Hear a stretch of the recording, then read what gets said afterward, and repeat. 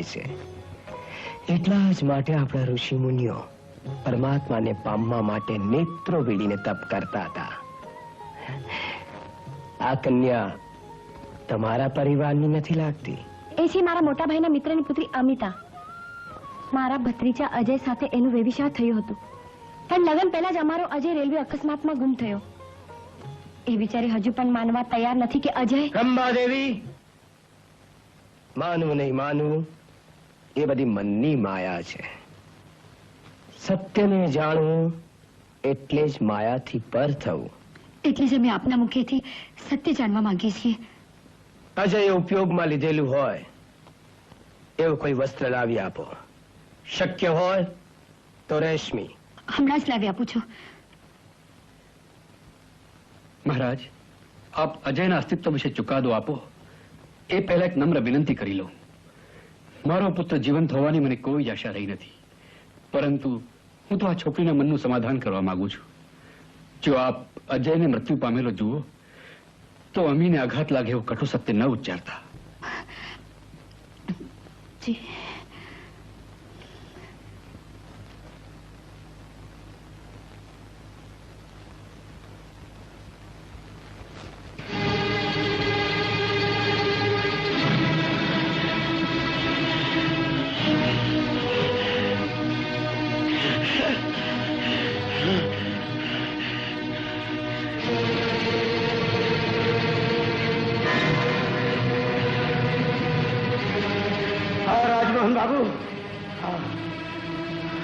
હું તમારા પુત્ર વિશેનો ભેદ જણાવી શકીશ,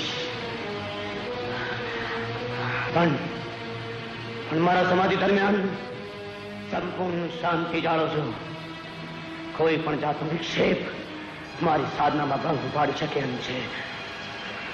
સર્વત્ર અંધકાર, અંધરાધાર વર્ષા, વરુણ દેવનો તાંડવ નૃત્ય સમય મેઘ ગર્જના, ગગનમાં સર્પો દોડતા હોય એવી ચમકતી વીજળીઓ, કાળ વેગે ધસી જતો અગ્નિરથ, પૂર વેગે ધસી જતી સરિતા, એના ઉપર સેતુ, અગ્નિરથ આગમનથી સેતુનું પતન અને વિનાશનો તીવ્ર ચિત્કાર. જીવન અને મૃત્યુનો યોગાનો યોગ, પિતાનું જીવન અને પુત્રનું મૃત્યુ. નહીં, મૃત્યુ નહીં, મૃત્યુમાંથી ઉગરી જાઉં. હું 1 વર્ષ પહેલાના કાળમાંથી ડૂબકી મારીને વર્તમાનમાં પાછો આવી રહ્યો છું. ક્યાં છે, ક્યાં છે? મળી ગયો. સ્થાન કયું? હા, કલકત્તા. હે સશક્ત તે પાણીદાર આંખો, સંગમતી ચાલ, એના ફરફરતા વાળ, એ તમારો અજય. એક ભલે ઇમારતનો પગથિયા ચડી રહ્યો છે, પણ ઇમારત નહીં, હા, નાટ્ય દેખાય છે. કલકત્તા કલા મંદિર. ભલે ઇમારતના પગથિયા ચડતાની સાથે એની આજુબાજુમાં ટોળા વળી રહ્યા છે. એ ટોળામાંથી બહાર કાઢવા માટે તંત્રીઓ એના માટે માર્ગ બનાવી રહ્યા છે. અને રંગમંચના દ્વારથી પ્રવેશ થયો, અને દ્વાર બંધ થઈ ગયા. દ્વાર બંધ થઈ ગયા.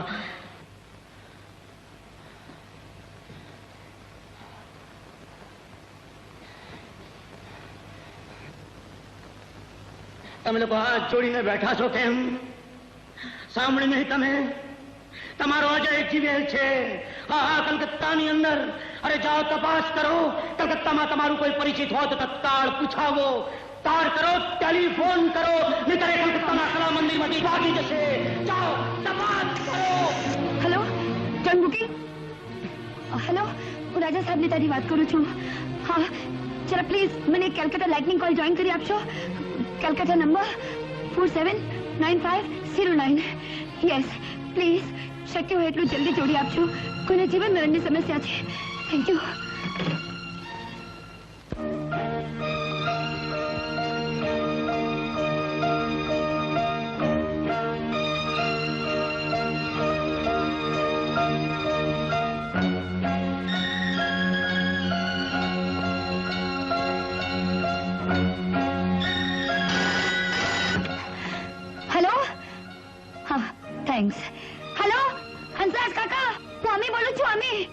બોલ.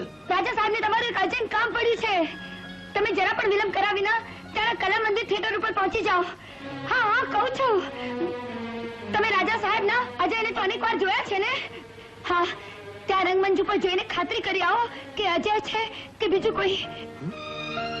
કાકા, તમે હેપતાઈને ચૂપ કેમ થઈ ગયા? પ્લીઝ કાકા, તમે ખાતરી કરી આવો.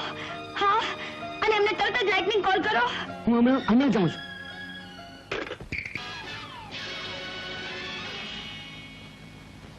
અજય, અજય તે મને ઓળખ્યું નહીં?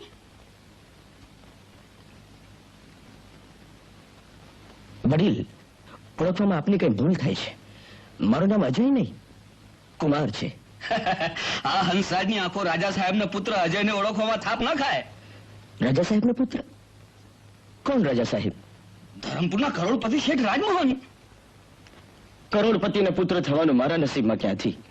હું તો છું ભટકતો ગાયક. મસ્તીના ગીતો ગાઈને લોકોના દિલ બહેલાવું છું. આજે અહીં તો કાલે તઈ. જો તારું નામ કુમાર છે તો પછી આના પર અજયનો એ કેમ છે? વડીલ, આ વીંટી મારી નથી. મારા ગીત પર ખુશ થઈ એક યુવતીએ ભેટ આપી હતી. વીંટી તમને ગમી? મને ગમે છે. મારા બીજા ગીતનો સમય થઈ ગયો, હું જાઉં છું.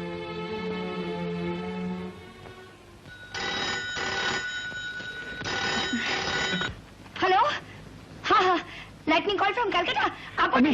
મને બેટા મને. હેલો, કોણ હંસરાજ? હા, તમે કલા મંદિર જઈ આવ્યા? એને જોઈ આવ્યા?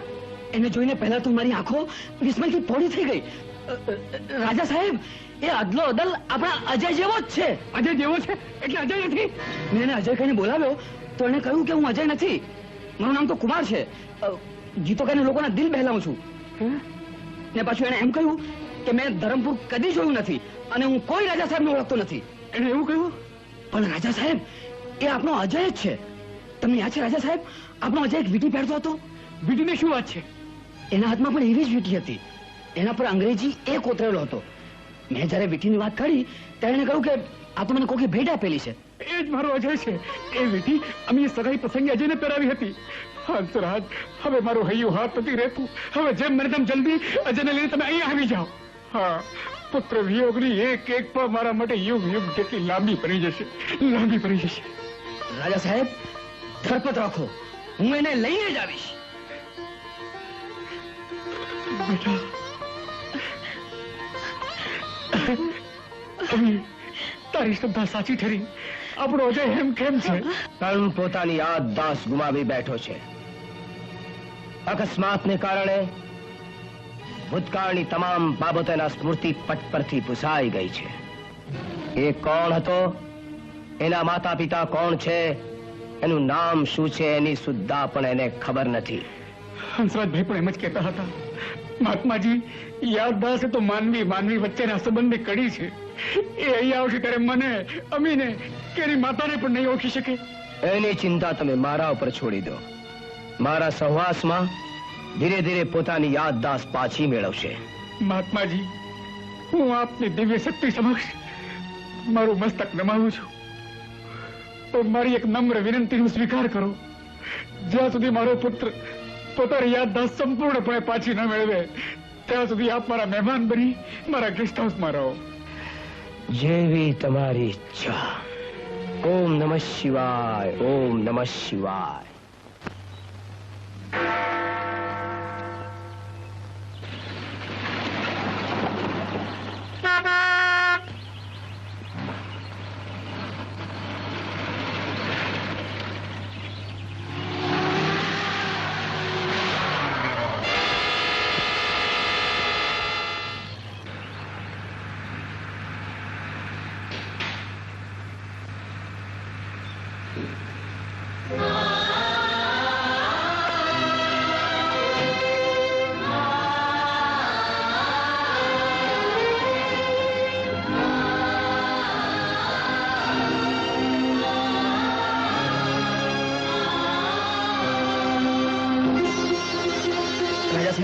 હું એને લઈ આવ્યો છું.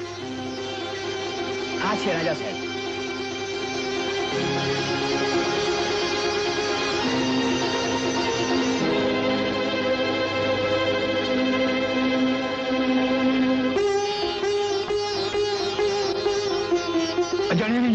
આ ક્યાં ઉભો છે? આવો અજય, મારી પાસે આવો.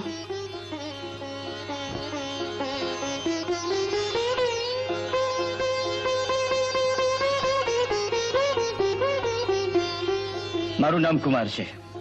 આ વડીલે મેં ઘણું સમજાવ્યા કે હું અજય નથી, છતાં મને પરાણે ખેંચી લાવ્યા. પણ મને જોઈને તમને ખાતરી થઈ જશે કે હું અજય નથી. દ્રષ્ટિ વિનાનો હું જોઈને તો ખાતરી કરી શકું તેમ નથી, પણ તારા અવાજ અને સ્પર્શ માત્રથી મારા હૃદયમાં પિતાનું વાત્સલ્ય ઉભરાવા લાગ્યું. એ તમારો ભ્રમ છે. બ્રહ્મ અને સત્યનો ભેદ હમણાં જ પરખાઈ જશે. આપનો અવાજ બહુ પરિચિત કેમ લાગે છે? જાણે જે કાલે સાંભળ્યો હોય. એ મારા આત્માનો અવાજ હતો. પણ હું તો આપને ઓળખતો નથી. તો તને પોતાને જ ક્યાં ઓળખે છે? હા, છબી જોઈ?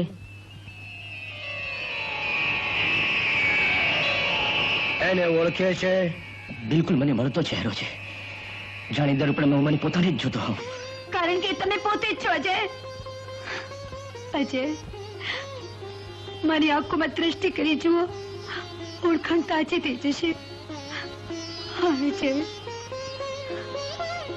નહીં, કોઈ જ ઓળખાણ પડતી નથી. આ જુઓ, તમારી હવેલી જુઓ. આપણી સગાઈ પ્રસંગે મેં જાતે જ તમારી આંગળીમાં પહેરાવી હતી. એના ઉપર કોતરેલો એ એટલે અમી અને અજય બંને. કહ્યું ને કે હું અજય નથી. તમે મને બળજબરીથી અજય બનાવી દેવા માંગો છો. હું હમણાં જ ચાલી જાઉં છું. જતા પહેલા મારા એક પ્રશ્નનો ઉત્તર આપતો જા યુવાન. 1 વર્ષ પહેલાની કોઈ ઘટના તને યાદ છે? તું ક્યાં રહેતો હતો? કોને કોને ઓળખતો હતો? શું કરતો હતો? મને કશું જ યાદ આવતું નથી. કારણ કે તારા સ્મૃતિ પટ પર પડદો પડી ગયો છે. તારી સ્મૃતિ પાછી નહીં આવે ત્યાં સુધી તું હંમેશા અજંપામાં જ ભટકતો રહીશ. સંબંધના બંધન વગરનો માનવી દૂર કપાયેલા પતંગની જેમ દિશા શૂન્ય બની જાય છે. સાચી વાત છે. હું તો છું મોજા વિનાના સાગર જેવો, સડ વગરની નૌકા જેવો. સમજાતું નથી કે મારે શું કરવું. માટે જ કહું છું યુવાન, હું કહું એમ કર. અજય નામ ધારણ કરીને અહીંયા જ રહે. અજાણ્યા લાગતા ઘરમાં પરાયા દેખાતા લોકોના સહવાસથી તને તારી યાદ શક્તિ પાછી સાંપડશે. માની જા દીકરા, માની જા. પુત્ર વિયોગમાં ઝૂરતા અંધ પિતા, ભાવિ પતિના પુનરાગમનની અખંડ શ્રદ્ધા ધરાવતી આ અમિતા, ખોવાયેલા દીકરાનું હર ઘડી રટન કરતી એક પાગલ માતાનો તો વિચાર કર. અજય વિનાના અમારા અધૂરા સંસારનો તું જ આધાર છો બેટા, તું જ આધાર છો. માની જા અજય, માની જા. રાજા સાહેબ, આપ દ્રષ્ટિ વિનાના અને હું સ્મૃતિ વિનાનો. આપણા બંનેના મેળાપમાં કુદરતનો શું સંકેત હશે એ તો કોણ જાણે. પણ તમારી ઈચ્છાને માન આપીને હું તમારો મહેમાન બનું છું. મેં મરજીમાં આવે ત્યારે વિદાય કરી દેતા પણ અચકાશો નહીં.